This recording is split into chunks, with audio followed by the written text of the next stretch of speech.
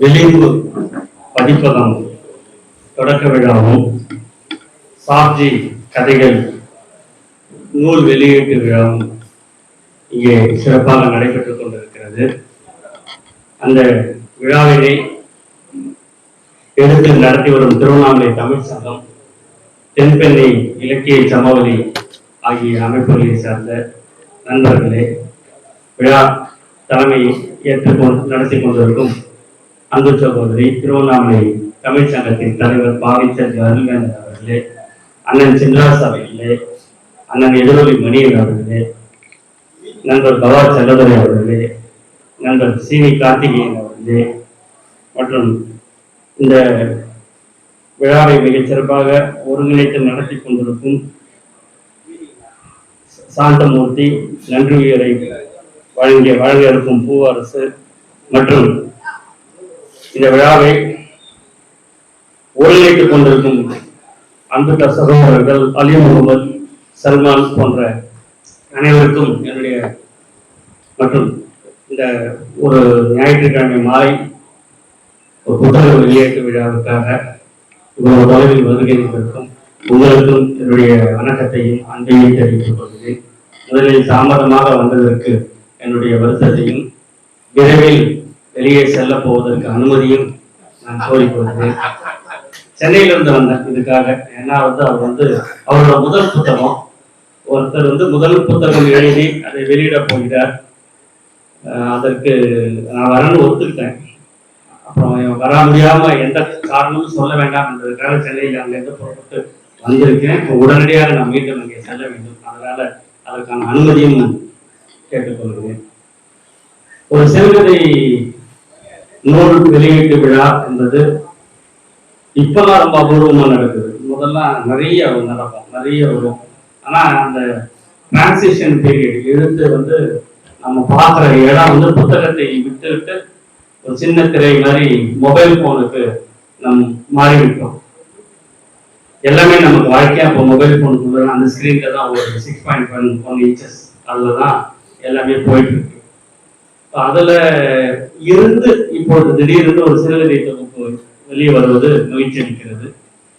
முதல் புத்தகம் எழுதுறது ரொம்ப என்ன சொல்றதுன்னா ஒரு தயக்கம் தான். ஒரு சின்ன முட்டை ஓடு உள்ள இருக்கக்கூடிய குஞ்சு உடைத்துக் கொண்டு முட்டை ஓட்டை விட்டு வெளியே வரக்கூடிய அந்த முயற்சி தான் முதல் புத்தகம். அந்த தயக்கம் உடையிடுச்சுன்னா அதுக்கப்புறம் தான் அபாயமே இருக்குது. 2வது புத்தகம் 3வது புத்தகம் எழுதுவாங்க. எல்லா முதல் புத்தகமும் நன்றாக இருக்கும். எந்த 2ஆம் புத்தகமும் நன்றாக இருக்கும் என்ற உத்தரவாதம் இல்லை. அது வேற தரம். நான் என் அனுபவத்தை சொல்றேன்.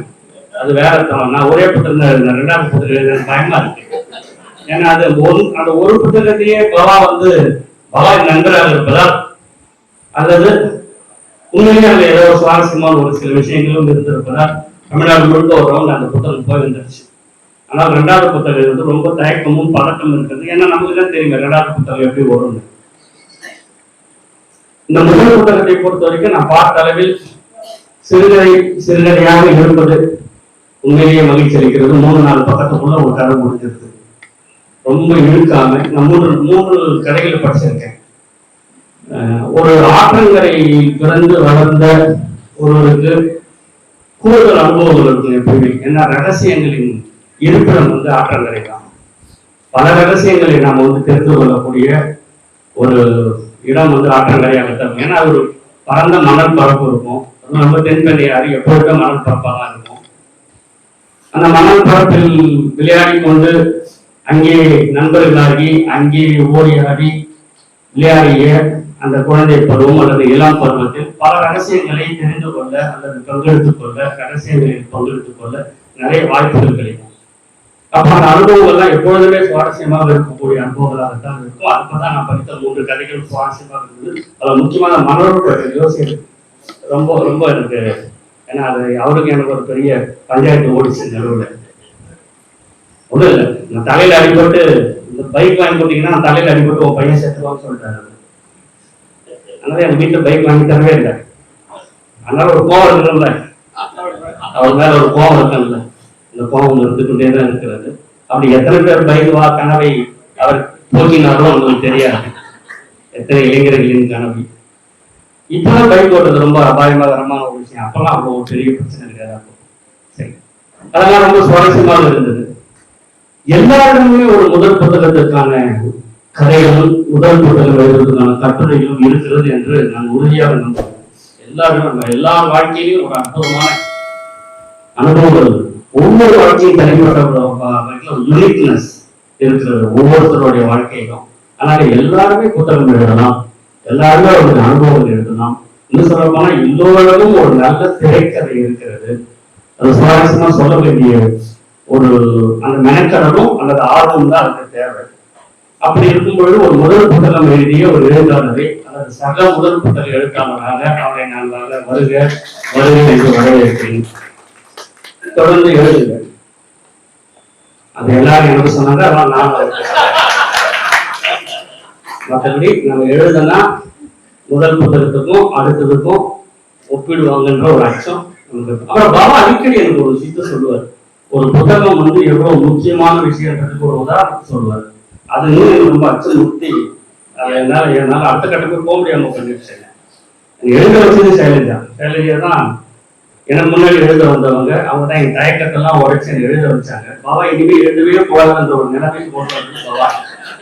ஏன்னா அவர் என்ன அடிக்கடி என்ன சொல்லுவாருன்னா, நம்ம ஒரு புத்தகம் போட்டோம்னா அந்த புத்தகத்தை யாராவது ஒருத்தர் பைபிளுக்கு அருகிலேயோ, அதான பாபா சொல்றீங்க, பகவத்கீதைக்கு அருகிலேயோ, பாரதியார் கவிதைகளுக்கு அருகிலேயோ அல்லது தீஜானகரானுக்கு அருகிலேயோ வைக்க போறோம். அது நாம என்ன பண்ண முடியும்? நம்ம தப்பா அது. அப்படி வச்சுட்டா அது தகுதியான புத்தகமாக அது இருக்க வேண்டுமோ? அது அவருடைய குவாலிட்டி அசஸ்மெண்ட். அது அதையெல்லாம் பார்த்து அச்சப்பட்டுதான் பல விஷயங்கள் நம்ம எழுதலாம். அப்புறம் சோசியல் மீடியாவுக்கு போனோம்னா அது மிகப்பெரிய டைம் கில்லர். ஃபேஸ்புக், வாட்ஸ்அப், அப்புறம் அந்த ட்விட்டர், அந்த மாதிரி ஒரு இன்ஸ்டா, இதெல்லாம் கொஞ்சம் இளைஞர்கள் இல்லாதாலும் இன்ஸ்டா கும்பலாம் இங்க இருக்கா. இன்ஸ்டா இன்னும் ரொம்ப பெரிய லெவல்ல ரீச் ஆயிருக்கு. அது போட்டோகிராஃபர், அதனால சல்மானுக்கு இன்ஸ்டா தான் அவருடைய ஏரியா. அது இன்னும் நம்மளுடைய நேரத்தை அல்லது நம்முடைய கவனத்தை அது எடுத்துக்கொண்டதால் எழுத்துக்கள் எழுதுவது ரொம்ப குறைந்து கொண்டே இருக்கிறது. அனுபவங்களை நாம் வெளியே பதிவு செய்வதற்கு ஒரு மிக அற்புதமான வாய்ப்பு எழுது. ஒருவேளை இப்படி பார்க்கலாம், நம்ம எழுதிட்டு அது புத்தகமா தான் வரணும்னு ஒரு காலம் இருந்தது. அந்த அச்சில வரலைன்னா கடைசி வரைக்கும் அந்த எழுத்து வெளியே வராமையே போயிடுற ஒரு காலம் இருந்தது. அது போக இப்ப யாரெல்லாம் நம்மளுடைய கதைகளை, நம்முடைய எண்ணங்களை, கட்டுரைகளை நம்ம பேஸ்புக்லயே கூட எழுதிடலாம், பேஸ்புக்லயே திட்டலாம், பேஸ்புக்லயே வன்மத்தை வாரி கொட்டலாம். எல்லா வாய்ப்பும் இப்போ நமக்கு டெக்னாலஜி கொடுத்துருச்சு. ஆகவே இந்த ஒரு புத்தகத்தின் மூலமாக அடுத்தடுத்த முதல் புத்தக எழுதுவார்கள் வருவார்கள் என்று நம்புகிறேன். அது ஒரு நல்ல டீம் இருக்கு அவங்க கிட்ட. அதனால அவர்கள்லாம் ஊக்குவிச்சு சல்மான் போன்றவர்கள், ஜேபி போன்றவர்கள்லாம் விடாம நச்சரிச்சு கூட இருக்கிற எல்லாரையும் கூட புத்தகங்கள் எழுத வைக்க வேண்டும் என்று கேட்டுக்கொள்கிறேன்.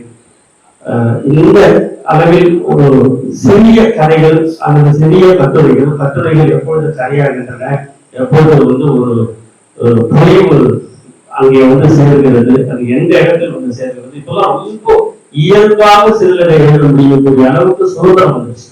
ஒரு 20-25 ஆண்டுகளுக்கு முன்பு சிறுகதைக்கு ஒரு கட்டுமானம் இருந்தது. சிறுகதையை எங்க தொடங்கணும், எங்க முடிக்கணும், இது சிறுகதையா இல்லையான்னு விவாதிப்பாங்க. நல்லா இருக்கா நல்லாலே விவாதிக்க மாட்டாங்க. முதல்ல சிறுகதையா இல்லையானே அந்த சிறு பத்திரிகை உலகத்துல விவாதிப்பாங்க. அந்த காலம்லாம் போய் இப்ப நிறைய அந்த கட்டுமானங்கள் தகர்ந்து விட்டன, ரூல்ஸ் எல்லாம் ரொம்ப இலகுவாகி விட்டன. நம்ம எதனாலும் எழுதி அதை சிறுகதைன்னு சொல்லலாம். ஒரே ஒரு விஷயம், அதுல ஏதாவது ஒரு இடத்துல ஒரு துணை விலக்கியத்தில் ஒரு சின்ன ஒரு துளி அல்லது நாம ஒரு கணம் நின்று அந்த காட்சியை கற்பனை பண்ண செய்யக்கூடிய ஒரு சின்ன ஒரு வரி இருந்தாலே அது சிறுகதையாக மாறிவிடுகிறது. எந்த கட்டுரையும் சிறுகதையாக மாற்றக்கூடிய அளவுக்கு வாசிப்பு இருப்பவர்கள் எந்த கட்டுரையும் சிறுகதையாக மாற்றிவிட முடியும். அந்த அளவில் நீங்கள் அனைவருமே இந்த பேஸ்புக்ல எழுதக்கூடிய விஷயங்கள் எல்லாத்தையுமே கூட சின்ன கொஞ்சம் மெனக்கட்டா. நான் நிறைய விஷயங்களை இந்த முதல் புத்தகம் கடந்த 2-3 ஆண்டுகளில் அல்லது கடந்த 4-5 ஆண்டுகளில் நிறைய விஷயங்களை நான் இந்த ட்விட்டர்ல எழுதும்போது சில விஷயங்கள் ரொம்ப அற்புதமான ஒரு கிராமர் அப்ப நான் யோசிச்சு பார்ப்பேன், இது ஒரு சிறுகதைக்கான மெட்டீரியல் ஆச்சு, வீணா போச்சு. இதை நம்ம வச்சிருந்து சிறுகியா எழுதிருக்கலாங்க அப்படின்னு எனக்கு தோணும். அதுக்கப்புறம் என்ன ஆச்சுன்னா அது மாதிரி அங்கேயும் எழுதுறது, ஏன்னா எழுத போகும்போதுதான் இதை நம்ம பின்னாடி சிறுகதையை எழுதலாம்னு விட்டுருவேன். அப்ப அங்கேயும் ட்ரை ஆகி போச்சு, இங்கேயும் சிறுகதை எழுத முடியாம போச்சு. அப்படி எல்லாம் யோசிச்சு யோசிச்சு மெனக்கடா ரொம்ப அச்சப்படாமல் நினைத்ததை எங்கெல்லாம் நமக்கு தோன்றுகிறதோ அப்பொழுது அந்த கணக்கில் அந்த கட்டுரையிலே அந்த அனுபவங்களை பதிந்திட வேண்டும். நம்ம நிலப்பரப்பு, பாபா அடிக்கடி சொல்வாரு, நம்ம நிலப்பரப்பு வந்து மிக அதிக அளவில் பதியப்படாத ஒரு நிலப்பரப்பு. நம்மளுடைய வாழ்க்கை முறை, நம்மளுடைய உறவு முறை, நம்மளுடைய உணவு பழக்கம், நம்மளுடைய நட்பு வட்டாரங்கள் இதெல்லாம் வந்து சரியா தமிழ் இலக்கியத்தில் அதிக அளவில் பதியப்படவில்லை. அது ஏதோ தஞ்சாவூருக்கும் திருநெல்வேலிக்கும் நேர்ந்து விட்ட மாதிரி அது போயிடுச்சது. அப்படி இல்லாமல் தொண்டை மண்டலத்தில் குறிப்பாக தென்பெண்ணை ஆற்றங்கரையில் இருக்கக்கூடிய நம்மால் இது போன்ற நல்ல மிகச்சிறப்பான நம்முடைய வாழ்க்கையில எழுத முடியும் என்ற ஒரு நம்பிக்கையை பகவான் நமக்கு கொடுத்து தொடங்கி வைக்கிறார். பகவானுடைய கதைகள் தான் நமக்கான நம்பிக்கைகளை கொடுத்தன. பகவானுடைய வாழ்வியல் பதிவுகள் தான் நம்ம ஊர்ல பார்த்திராதவர்கள், நம்ம ஊரை பத்தி தெரிந்தவர்களுக்கெல்லாம் நம்ம ஊரை பற்றியும் வேட்டாவளத்தை பற்றியும் இந்த மலைகளை பற்றியும் அல்லது திருவண்ணாமலை பற்றியும் டேனிஷ் மிஷன் பற்றியும் பல விஷயங்களை வந்து கொண்டு போய் வெளியே கொண்டு போய் சேர்த்தது. அதை ஒட்டி தான் நாங்கள் எல்லாம் பயணித்துக் கொண்டிருக்கிறோம். அதை ஒட்டி நீங்களும் பயணிகள் வாருங்கள் என்று உங்களை எல்லாம் வரவேற்று முதல் புத்தகம் எழுதிய எழுத்தாளருக்கு நண்பருக்கு என்னுடைய வாழ்த்துக்களையும் தெரிவித்துக் கொண்டு விரைவில் இங்கிருந்து நான் உங்கள் அனுமதியும் புறப்பட இருக்கிறேன். அதற்கு எனக்கு அனுமதி தருமாறு கேட்டுக்கொண்டு இது அனைத்தும் உங்களுக்கும் நன்றி. வணக்கம்.